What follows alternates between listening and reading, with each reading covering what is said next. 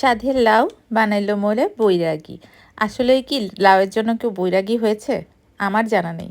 তবে এই লাউটা আসলেই স্বাদের লাউ। কারণ এই লাউটা আমার মা অনেক স্বাদ করে তার মেয়ের জন্য তার নিজের গাছ থেকে পেড়ে নিয়ে এসেছে। লাউটা ছিল একদমই খুব মজার। যাই হোক, যেহেতু আমার মা স্বাদ করে লাউটা নিয়ে এসেছে আমার জন্য, তাই লাউটা সুন্দর করে কেটে নিচ্ছি আগে।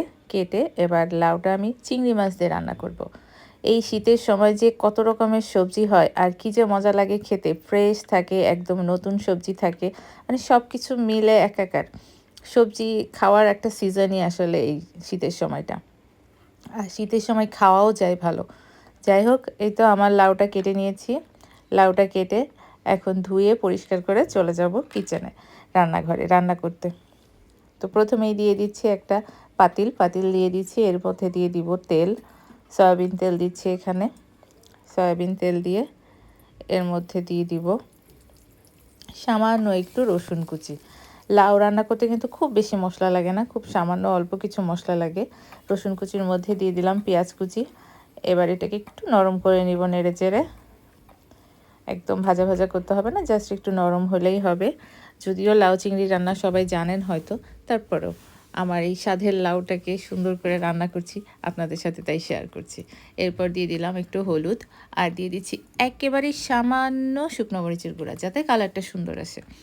শুকনো মরিচের গুঁড়াটা না দিলেও চলে। তারপর দিয়ে দিচ্ছি লবণ পরিমাণ মতো। আর এখানে দিচ্ছি চিংড়ি মাছ, যেহেতু একটু ভাজি করব, সামান্য একটু জিরার গুঁড়া।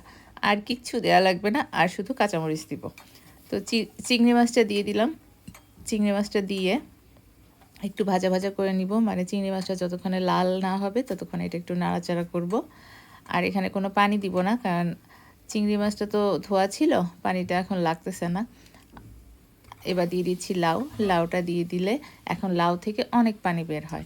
যে কোনো সবজি থেকেই কিন্তু বেশ খানিকটা পানি বের হয়, সেইখানে লাউ থেকে একটু বেশিই পানি বের হয়। যাই হোক, নেড়ে চেড়ে লাউয়ের সাথে কিন্তু আমি কাঁচামরিচ ফালি করে দিয়ে দিয়েছি, দেখেছেন। তো এখন এটাকে ভালো করে মশলাটার সাথে মিশিয়ে ঢাকনা দিয়ে ঢেকে রাখবো। ঠিক 5 থেকে 7 মিনিট পরে ঢাকনা খুলে দেখবেন পানি বের হওয়া শুরু হয়ে গেছে, বেশ অনেকটা পানি বের হয়ে গেছে। আরও পানি বের হবে, কারণ উপরের লাউগুলো দেখেই বোঝা যাচ্ছে এটা থেকে এখনও পানি বের হয়নি। কারণ লাউ থেকে যখন পানি বের হয় লাউটা একটু চুপসে আসে আর একদম নরম হয়ে যায়। এই তো কিছুক্ষণ পরে দেখেন অনেকটাই পানি বের হয়ে গেছে, আর লাউটাও কমে অল্প হয়ে গেছে। এখন আমি এটার মধ্যে সামান্য একটু পানি দিয়ে দিব, কারণ একটু ঝোলঝোল লাউ চিংড়ি একটু ঝোলঝোল থাকলেই কিন্তু ভালো লাগে। তো এই গ্লাসের 1 গ্লাস পানি দিব, আর দিব না, কারণ এটাই এনাফ। খুব বেশি পাতলা ল্যাটলাটা ঝোলও হবে না, জাস্ট সামান্য একটু। আবার ঢাকনা দিয়ে ঢেকে দিলাম।